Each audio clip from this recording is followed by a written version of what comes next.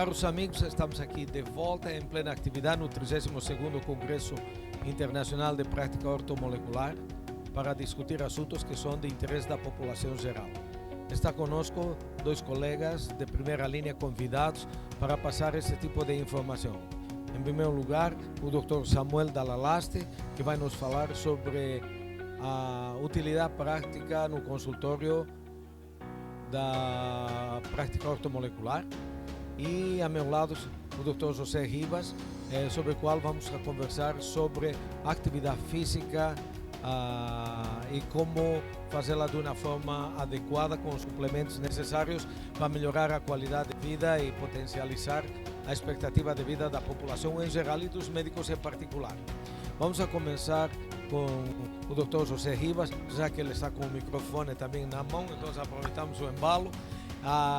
E como está vendo o interesse da população em geral e da classe médica na prática da atividade física? Certo. Primeiro, obrigado por estar aqui hoje com vocês. Cada vez o que a gente observa é que os praticantes, as pessoas que buscam a prática de atividade física está aumentando cada momento, né? E com isso, a busca para sair desse sedentarismo está maior. A maioria das pessoas buscam nossos consultórios, tanto médicos quanto nutricionistas, para poder fazer uma melhoria de performance com suplementações e principalmente para poder corrigir os níveis inflamatórios que o próprio efeito como colateral da prática da atividade física pode ocasionar. Eu vejo um mercado em ascensão. A cada momento a gente observa realmente que mais praticantes estão realmente tendo adesão à prática de atividade física, os pacientes de modo geral, e eu vejo realmente um mercado promissor, tanto para nós profissionais quanto para as pessoas realmente que buscam um cuidado maior de mudança de estilo de vida, que é o que importa. Está notando um exagero no uso de anabolizantes? Bem, a maioria das pessoas buscam os médicos com a ideia de fazer o uso de esteroides, né, anabolizantes. O que a gente tenta vincular na prática da ortomolecular é que o anabolizante ele não deve ser utilizado sem essa necessidade realmente para ganho de massa ou para melhoria de performance. Existem outros substratos que a gente faz com uma linha realmente mais ampla e sem efeitos colaterais, que são mais saudáveis para a saúde do nosso paciente. Aminoácidos que vão ajudar tanto na composição do ganho de massa muscular e melhoria de performance. Alguns estimulantes que estão tendo agora, como os peptídeos, que aumentam o ganho de massa muscular da mesma forma e podem ser utilizados tanto em pessoas novas e idosos. E sempre a gente tem que ter o bom senso, né, doutor? Em relação às doses prescritas, o período de uso e realmente colocar a saúde do nosso paciente em primeiro lugar e não só o benefício ou o que ele deseja, que é o resultado estético. Então, o protocolo terapêutico é um protocolo racional, mas ele leva um tempo. Entretanto, o uso de anabolizantes é um resultado muito rápido e o paciente nem avalia os riscos e a dependência da qual ele vai ficar com o uso dos anabolizantes. Como você faz para convencer a um paciente que vem exigindo anabolizantes porque ele vai na academia, o colega do lado faz o mesmo tipo de atividade física e ele está bombado e ele ainda não atingiu o patamar que ele deseja? Assim, o meio da academia é muito complicado, né? O próprio o instrutor, o colega realmente já prescreve realmente na forma clandestina. Eu acho que quando o paciente ele vem buscando isso, a primeira resposta é realmente analisar os exames dele. Quando ele vê que os exames, ou ele já tomou e ele viu realmente a bagunça que aconteceu, eu tento esclarecer ele de maneira clara o que isso ocasionou e o que vai ocasionar a longo prazo. Se ele consegue realmente resolver isso de maneira preventiva, entrando com os outros conceitos e vendo que realmente não precisa dessas drogas anabolizantes, ele já tem realmente um benefício muito bom em relação à saúde. O que a gente tem que tentar realmente é desvincular a questão do médico como prescritor de bomba. E não é isso que a gente quer realmente a otimização de saúde, seja através da nutrição, através da própria prática de atividade física e também de suplementações básicas, não precisando realmente desses utensílios. É evidente que estamos esperando que essa linha vença no longo prazo. Claro que não vamos conseguir eliminar os anabolizantes porque é um tipo de demanda diferenciada do mercado. Mas aí, Samuel, uma pergunta que fica sempre aí no ar.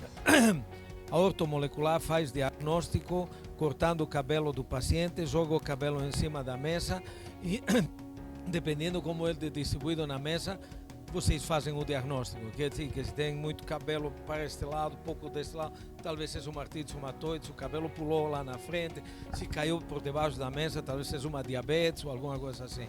Então, conta para nós que é o que a ortomolecular faz. Vamos deixar claro que a gente não combinou essa entrevista antes. Isso foi de última hora. Só que isso que o Dr. Efraim acabou de falar, isso é recorrente no consultório. Pessoas que vêm com essa ideia da ortomolecular. Né? Diz assim, mas eu conheço uma pessoa que já fez tratamento ortomolecular e aí cortou o cabelo e mandou para uma análise e você não vai tirar meu cabelo? Né? Aí explicar para o paciente o que realmente é medicina ortomolecular vai mais da metade da consulta, mas eu acho importantíssimo para ele aderir. Quando eu começo a minha explicação sobre o que eu faço, sobre a minha prática, eu primeiro faço ele entender que a ortomolecular como um único pilar isolado de tratamento não tem efeito. Eu tento mostrar isso para ele, mostrar que eu posso otimizar cofatores para que a célula dele funcione melhor, mas se ele não sair da cadeira e for fazer um exercício físico, ele pode talvez não estar recebendo todo o benefício que aquela cápsula que ele vai estar tomando poderia trazer para ele. Quando você me convidou para fazer a palestra aqui, a gente foi aluno em que ano? Nem me lembro mais, não tenho, 6 anos que a gente passou pela FAPES. O que eu percebo? Que foram duas coisas que fizeram eu pensar qual seria o meu melhor, o que eu poderia trazer de benefício para quem me ouvisse na palestra aqui do congresso. Primeiro que eu percebo que tem muita gente que faz a ortomolecular, faz toda uma formação de mais de 1 ano e fica esperando um momento para transitar da medicina em que está para a medicina ortomolecular, como se fosse uma coisa que ou você faz uma medicina ou você faz outra. Você não pode ser um médico que trabalha com remédio e ao mesmo tempo trabalhar com otimização, com vitaminas, com fitoterápicos. E a minha palestra eu quero falar muito sobre isso, porque hoje eu acho, me corrija se eu estiver errado, mas eu acho que a única especialidade que talvez não consiga aplicar a ortomolecular é o radiologista. Por razões óbvias. Porque ele não tem o que fazer, né? E mesmo assim, eu acho que se ele estiver fazendo um ultrassom de mama, encontrar ali alguma coisa que ele possa orientar para dizer, vamos tomar uma vitamina E, eu acho que até assim ele pode estar fazendo algum benefício, né, para o paciente. Então, a ortomolecular não é olhar cabelo, eu acho que é uma medicina que ela olha o paciente como um todo, examina esse maquinário bioquímico incrível que é essa máquina que nós somos e coloca isso em dia, porque outra coisa comum de erro que as pessoas têm é que o médico ortomolecular ele é o cara que ele prescreve o que está faltando, né? E eu digo não, muitas vezes eu regulo o que está sobrando, não é só dar, muitas vezes é tirar. Então essa é a minha visão, essa é a visão que o Dr. Efraim passou para mim e que eu aplico no meu consultório. Bom, em verdade que os colegas nossos que não conhecem a área, para degradar o conceito, utilizam que o diagnóstico é feito basicamente com um punhal de cabelo que se colhe e com isso. E em realidade, se nós olhamos a ortomolecular, ela praticamente faz o mesmo tipo de questionário ao paciente que qualquer médico faria, o mesmo tipo de exame físico. Provavelmente a grande maioria dos exames de laboratório são exatamente iguais e talvez o diferencial seja no momento da terapia. Porque na terapia, um bom médico vai associar o que se faz convencionalmente com o que se faz ortomolecularmente.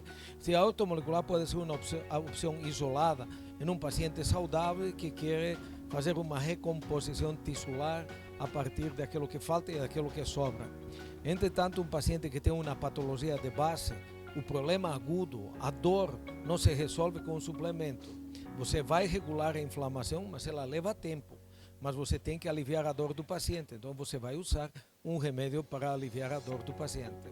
E isso é quando a população e os próprios médicos entendam que não é uma mistificação, não é uma homeopatia com características próprias, senão é uma medicina praticamente clássica que permite obter os mesmos resultados utilizando menos doses, com o mesmo tempo de tratamento eventualmente relacionado ao paciente. Quando, em geral, a maior parte dos pacientes que acudem ao consultório vem sem se preocupar pela parte ortomolecular. Raro é hoje em dia o paciente que vai e consulta com ortomolecular e vai falar doutor, fui recomendado por 10.000 para não vir aqui. Não existe mais isso. O cara que vai porque alguém recomendou ele. Hoje em dia é o caminho certo de fazer. Alguém que teve um bom resultado. Sim. Mas se você analisar, faz 40 anos que a ortomolecular existe no mercado. Se ela fosse uma mentira impiedosa, a população teria se encarregado de eliminar ela. Não existe uma mentira que dura eternamente. Se ela funciona porque um paciente falou para outro, olha, eu fiz. E normalmente quem vem para nós é porque já testou outras coisas. Raro é que opta. Talvez hoje a cultura faz que as pessoas procurem mais uma profilaxia, uma prevenção, e não se eles começam a vir numa fase mais temprana. Mas a grande maioria que tem doença, normalmente vem para te procurar depois de que correu a todo o mercado. Então, você particularmente deve ter mais pacientes saudáveis por aquilo que você faz. Mas nesses pacientes saudáveis, quando você analisa criteriosamente, você encontra patologias subsidiárias neles. Qual é a idade média dos pacientes que te vêm a procurar para fazer esse tipo de tratamento? E a volta. Doutor, é a mesma forma. A gente busca prevenção. E a maioria dos pacientes, quando eles passam comigo, a faixa etária maior que a gente vê é dos 20 até 80 anos. Então a gente não tem realmente um público específico. Quem busca realmente uma prática saudável, quer mudar hábito, eu acho que ele é realmente bem-vindo em qualquer parte da medicina. E se a gente consegue realmente mostrar para o nosso público, que é nossos clientes, nossos pacientes, que nós podemos interferir numa mudança de estilo de vida deles, sendo realmente com os princípios da prática da ortomolecular, corrigindo a alimentação, a nutrição, realmente ele vai ter saúde. Né? Então eu acho que realmente a prática da ortomolecular ela é muito esclarecedora, como o Samuel falou, para todo mundo. E o público em geral ele ganha com isso. Mas Samuel, esses pacientes que de 20 a 80 anos, à medida que ele foi passando a tabela dos 50, 60, 70, evidentemente o envelhecimento é um fenômeno inexorável, inevitável, etc. Não é preventivo. Você pode fazer uma profilaxia para melhorar o próprio processo de envelhecimento. E lógico, nessa hora, você vai enfrentar com doença. É inevitável. O único requisito para ter doença é um, estar vivo, e o segundo é começar a ficar velho. Por muito que tenha doenças em jovens. Quando você encontra essa situação, você trata a patologia do paciente ou você encaminha o paciente? Ou você só faz a profilaxia e se o paciente começa a ter uma doença, você acompanha a doença do paciente ou você prefere encaminhar o paciente? Isso é muito relativo, né? Porque depende muito de como eu enxergo que a especialidade está conflitando ou não com a minha visão. Como, por exemplo, um paciente que passou por um processo isquêmico e ele tem um stent e ele tem uma dislipidemia, mas ele é um paciente que mudou todo o estilo de vida. Após aquele susto, ele começou a fazer atividade física, ele perdeu a gordura visceral, ele mudou todo o perfil inflamatório dele, e eu tenho certeza que se ele for para um especialista que enxergar ele como aquele cara que infartou e que vai estar sempre taxado como um infartado, talvez ele vai usar altas doses de medicamentos para suprimir o colesterol dele, e ele vai ter um problema secundário comigo, porque sem colesterol ele não vai ter produção de hormônios, ele vai ter problemas de memória, cognitivos. Então eu obviamente não abraço meu paciente como se eu fosse o todo-poderoso que sabe tudo de medicina.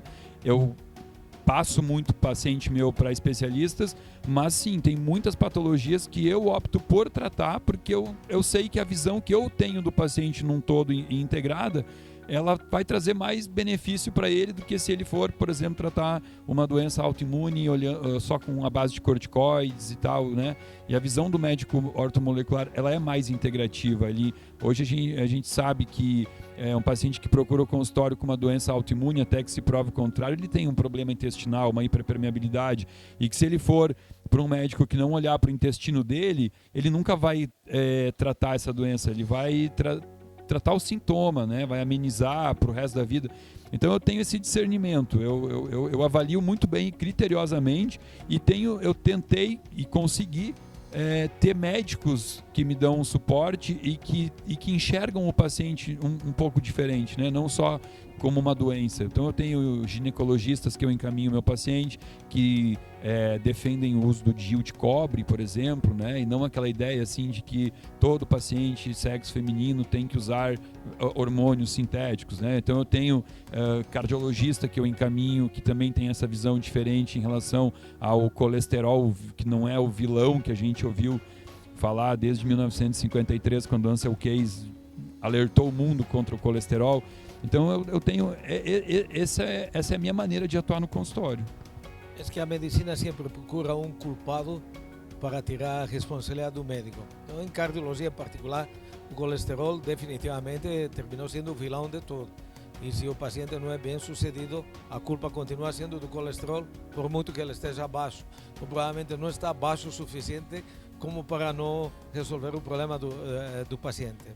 E tem outra coisa, normalmente a grande maioria dos médicos, muitos deles fazem mudança de hábitos e costumes. Os próprios convencionais já aprenderam de que tem que falar para o paciente, muda a tua comida, faz atividade física.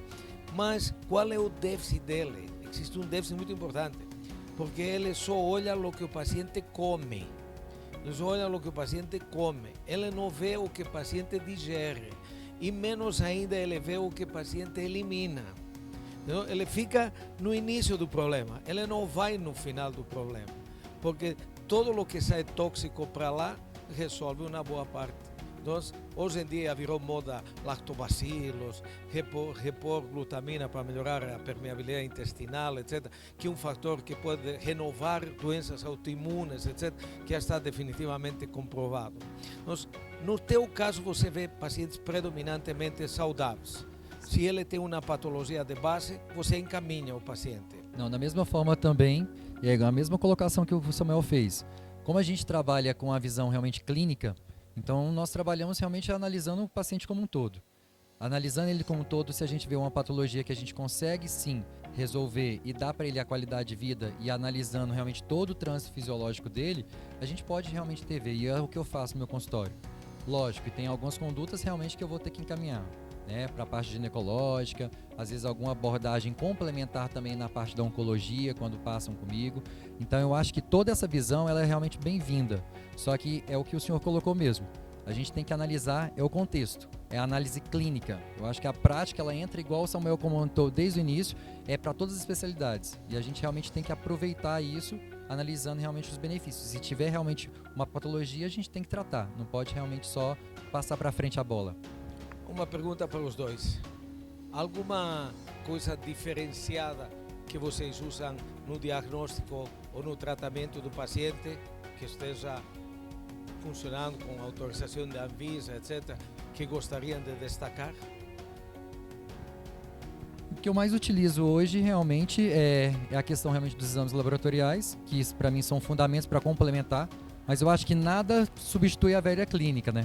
Conversar com o paciente, ter uma consulta realmente demorada, entender sobre todo o metabolismo e estilo de vida dele, eu acho que hoje, para mim, é o que mais me complementa. O exame laboratorial, ele vem só para complementar o que a gente realmente necessita. Eu acho que tirando essas imagens, né, que a gente já tem, a gente não pensar realmente numa visão só mais holística ou alguma coisa realmente igual se prega, só analisar cabelo, vamos dizer, igual o pessoal fala do ortomolecular. Eu acho que realmente pegar com o básico, menos é mais e a gente consegue fazer muita coisa. Eu acho essa pergunta é interessante porque quanto mais eu tenho vivência nessa medicina, mais eu tenho prescrito menos coisa para o paciente e tenho orientado uma alimentação individualizada, considerando o grupo sanguíneo do paciente, considerando a raça. Então, o meu melhor remédio dentro da minha clínica hoje é a minha nutricionista, que trabalha alinhada à minha proposta. E quanto mais eu convenço o paciente a mudar a alimentação e mudar a atividade e fazer atividade física, eu consigo prescrever menos fórmulas.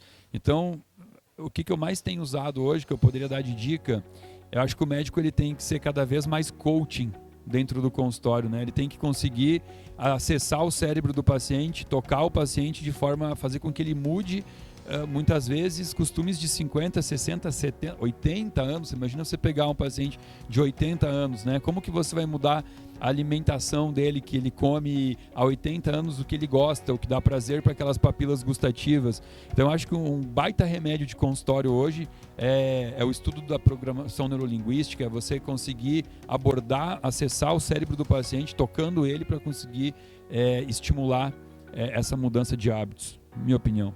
Se vocês dois estivessem em um evento que só tem pacientes, não tem médicos, que vocês fossem contratados para dar uma lição sobre qualidade de vida para esse público. Um público misturado em idade, em sexo, etc.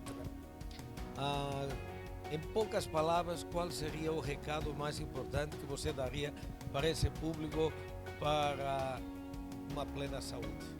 Tá, eu considero uma coisa que eu falo para todo paciente, né?